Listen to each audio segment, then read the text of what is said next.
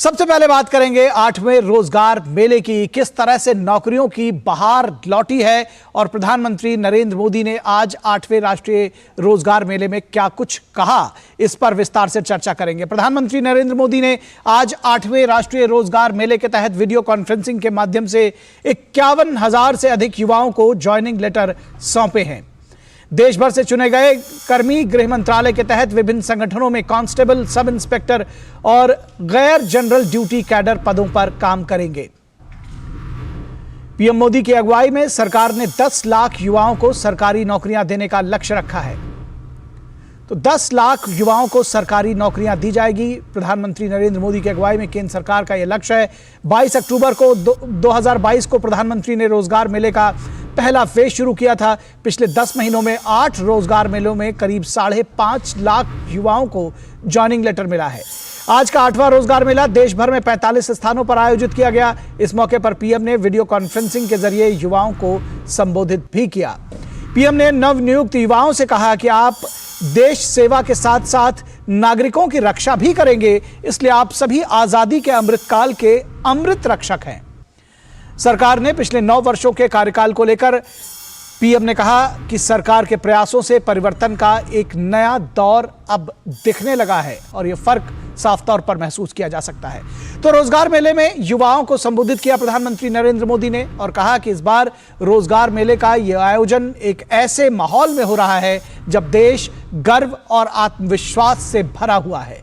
प्रधानमंत्री ने कहा कि चंद्रयान और उसका रोवर प्रज्ञान लगातार चंद्रमा से ऐतिहासिक तस्वीरें भेज रहे हैं। उन्होंने कहा कि आज की पीढ़ी समस्याओं का टुकड़ों में समाधान नहीं चाहती, बल्कि उन्हें स्थायी समाधान चाहिए। इसलिए पब्लिक सर्वेंट्स को ऐसे फैसले लेने होंगे जो लंबे समय तक लोगों के लिए फायदेमंद हो। आज की पीढ़ी समस्याओं का टुकड़ों में समाधान नहीं चाहती, उन्हें स्थायी समाधान चाहिए। इसलिए पब्लिक सर्वेंट्स होने के नाते आपको ऐसे फैसले लेने होंगे, ऐसी जिम्मेवारियां निभानी होगी, हर पल ऐसे तैयार रहना होगा जो लंबे समय तक लोगों के लिए फायदेमंद हो। और प्रधानमंत्री जनधन योजना के 9 वर्ष पूरे होने पर प्रधानमंत्री नरेंद्र मोदी ने कहा कि योजना ने गांव और गरीब के आर्थिक सशक्तिकरण के साथ ही रोजगार निर्माण में भी बड़ी भूमिका निभाई है। 9 साल पहले आज के ही दिन प्रधानमंत्री जनधन योजना लॉन्च की गई थी। इस योजना ने गांव और गरीब के आर्थिक सशक्तिकरण के साथ ही रोजगार निर्माण में भी बहुत बड़ी भूमिका निभाई है। 9 साल पहले देश में बहुत बड़ी संख्या में लोगों के पास बैंक खाता ही नहीं था, बेचारों ने बैंक का दरवाजा नहीं देखा था। लेकिन जनधन योजना के कारण बीते 9 वर्षों में 50 करोड़ से ज्यादा नए बैंक खाते खोल चुके हैं। इस योजना से गांव गरीब तक सरकारी लाभ सीधे पहुंचाने में तो मदद मिली ही है और साथ ही महिलाओं, दलितों, पिछड़ों, आदिवासियों के रोजगार और स्वरोजगार को इससे बहुत बल मिला है।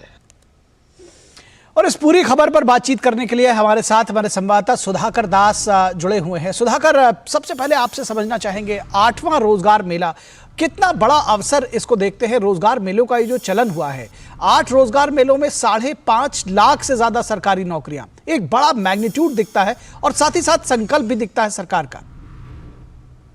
सही कहा निखिल आपने। और देखिए बीते 5 महीनों में ये पांचवा महीना था जब लगातार ये हो रहा है। आप देख लीजिए कि 5.5 लाख नौकरियां सिर्फ 8-9 महीने में मिलना शायद ही देश में कभी ये मुमकिन हो पाया।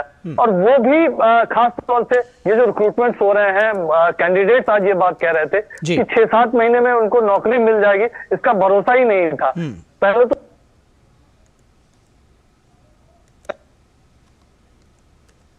वक्त वो भी था, और उसके बाद तमाम तरह के विवाद। तो एक जो दृढ़ इच्छा शक्ति देश के युवाओं को रोजगार देने का वो दिखाई देता है। तो जिस पारदर्शी तरीके से इसको अंजाम दिया जा रहा है उसका भी एक प्रतीक है। लेकिन सबसे बड़ा प्रतीक इस बात का कि आज देश में किस तरह से अवसरों का समुद्र बना है, जिसमें देश का कोई भी युवा गोता लगा के अपने लिए संभावनाओं के नए दरवाजे खोल सकता है। और यह सिर्फ सरकारी क्षेत्र में नहीं है, निजी क्षेत्र में भी इसी तरह के परिवर्तन आ रहे हैं। और जिस तरह से देश तरक्की कर रहा है, दुनिया की 5वीं अर्थव्यवस्था है, और पीएम मोदी ने आज कहा भी कि हम जल्दी ही देश की 3री अर्थव्यवस्था बनेंगे, और उसके लिए देश तेजी से आगे बढ़ रहा है। तो उसमें चाहे मैन्युफैक्चरिंग सेक्टर हो, चाहे एग्रीकल्चर सेक्टर हो, देश का स्पेस सेक्टर हो, इंफ्रास्ट्रक्चर हो, फिजिकल सोशल इंफ्रास्ट्रक्चर हो, हर क्षेत्र का जो योगदान है उसकी वजह से इस तरह के अवसर देश में बने हैं। और ये जो रोजगार का सृजन हो रहा है, तो उसकी वजह से हो रहा है,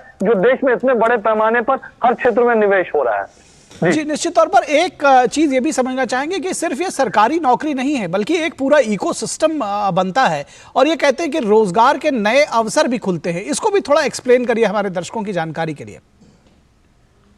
बिल्कुल। आप निखिल ये देखिए, सबसे पहले तो सरकारी नौकरियों की बात की जाए, केंद्र की तरफ से सिर्फ कुछ महीनों में इतनी नौकरियां मिली है, 5.5 लाख नौकरियां।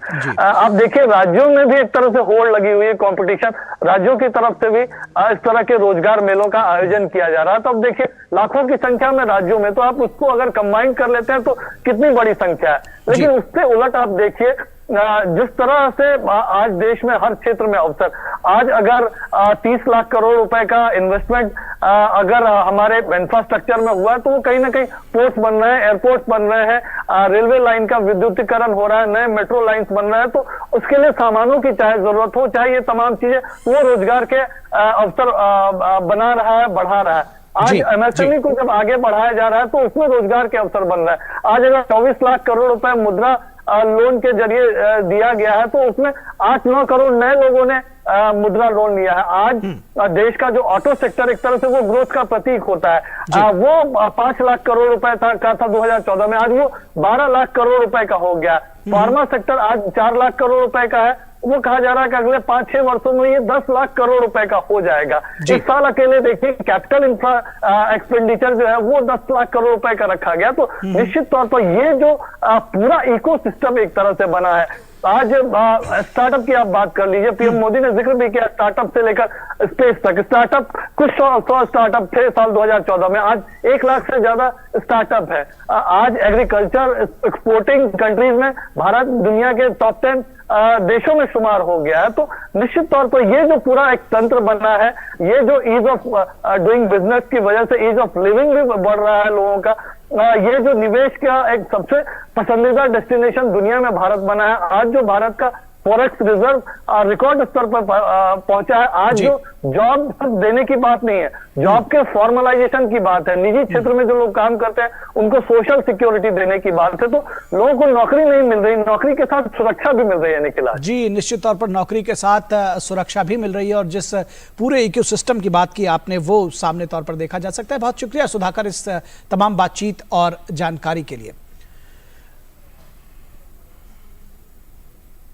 तो आज सिर्फ 51,000 युवा या 51,000 से ज्यादा युवा जिन्हें नौकरियां मिली, सिर्फ वही नहीं बल्कि जिस तरह से हमारे संवाददाता सुधाकर दास बता रहे थे कि एक बड़ा इकोसिस्टम डेवलप हुआ है, और ये सिर्फ सरकारी नौकरियों तक सीमित नहीं है बल्कि निजी क्षेत्र भी इसमें लगातार आगे आ रहा है। और सिर्फ सरकारी नौकरियों तक नहीं बल्कि जब निजी क्षेत्र की बात करते हैं तो उसमें से किस तरह से सोशल सिक्योरिटी सामने आती है, किस तरह से जो इकोनॉमिक सिक्योरिटी है वो सामने आती है, ये सारी चीजें निश्चित तौर पर जो आम व्यक्ति है वो महसूस कर रहा है। और इसके चलते जब हम कहते हैं कि आर्थिक स्थितियां बदल रही हैं आम लोगों के जीवन में, तो ये शायद जो उनका सपना है वो सच होता हुआ दिख रहा है।